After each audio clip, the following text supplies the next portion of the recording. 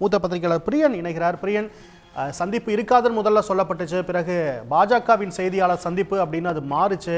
ஆனாலும் இப்ப இரு தலைவர்களும் மீண்டும் சந்திக்கலாம்னு சொல்லப்படுது. என்ன நடந்துகிட்டு இருக்கு பிரியன், எப்படி பாக்குறீங்க?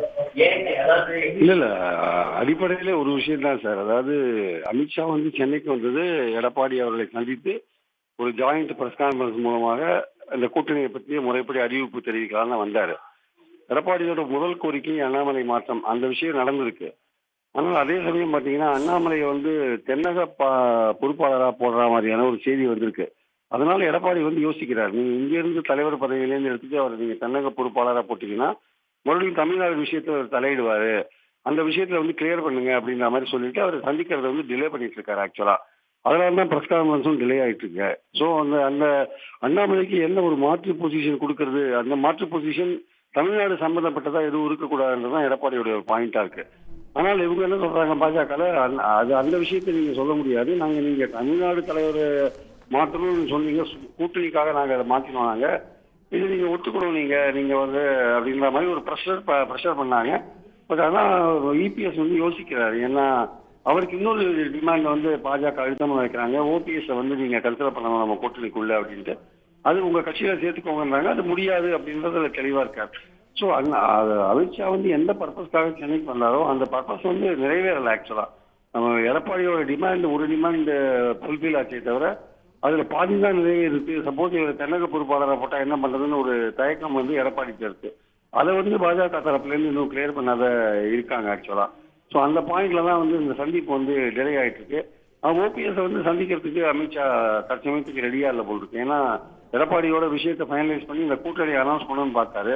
ஆனா எடப்பாடி வந்து ஓபிஎஸ் விஷயத்திலையும் விட்டு கொடுக்க மாட்டேங்கிறாரு.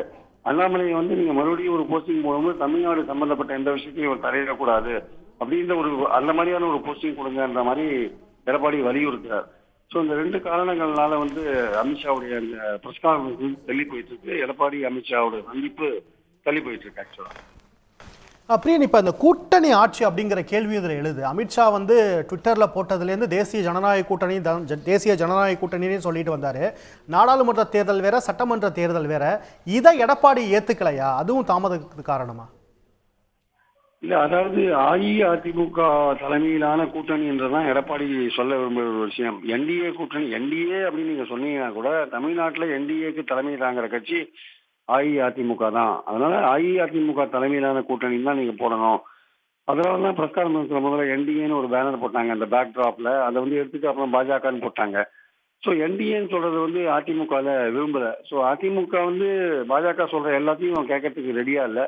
அதே சமயம் தங்களுடைய கோரிக்கைகள்ல வந்து ரொம்ப இதா இருக்காங்க, ரொம்ப தெளிவா இருக்காங்க. ஏன்னா அதிமுகவில் வந்து பலர் வந்து பாஜகவோட கூட்டணிக்கு போறதை விரும்பல. அதனால வந்து குறைந்தபட்சம் இந்த டிமாண்ட் எல்லாம் நம்ம நிறைவேற்றினா நம்ம பார்க்கலாங்கிற மாதிரி ஒரு அந்த சூழல் தான் அவங்களுக்கு இருக்கிறதுனால அந்த பாஜக கூட்டணியை விரும்பாதவங்களும் அவங்களையும் அரவணைத்து கொண்டு போக வேண்டும் என்பதற்காக இபிஎஸ் வந்து ரொம்ப தெளிவாக இருக்கிறார் பல விஷயங்கள்ல இருந்ததான் நமக்கு தெரிகிற விஷயம்.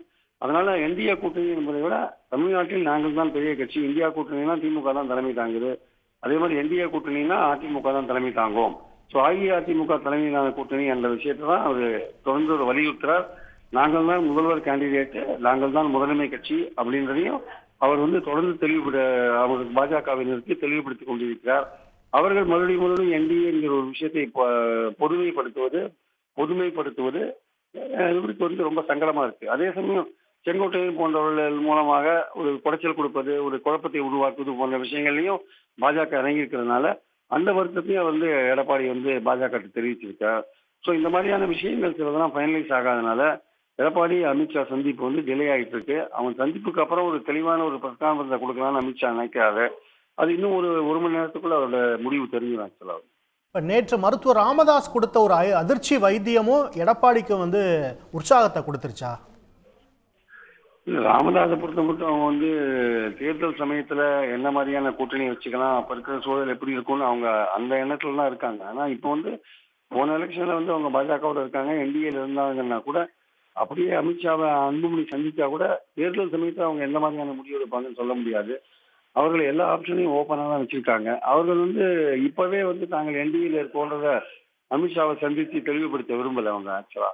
அதனால நேற்று ராமதாஸ் சொன்ன இந்த ஒரு விஷயத்தினால அந்த பாமக உட்கட்சி குழப்பம் நிலவுறதுனால அவங்களுக்கு அமித்ஷாவை சந்திக்காம இருக்கிறதுக்கு ஒரு ஒரு ஒரு ஒரு இது கிடைச்சது, ஒரு அவங்களுக்கான ஒரு வாய்ப்பு கிடைச்சது. இந்த குழப்பம் எங்க கட்சியில் இருக்கிறதுனால நான் அவங்களை சந்திக்க முடியாத இருக்கும்னு அவங்க சொல்லிட்டு அவங்க விலகி இருக்காங்க ஆக்சுவலா. நன்றி பிரியன், நினைப்பில் வந்து உங்களுடைய பார்வையை முன்வைத்தமைக்கு நன்றி. உடனுக்குடன் செய்திகளை தெரிந்து கொள்ள சன் நியூஸ் பெல் ஐகானை கிளிக் பண்ணுங்க.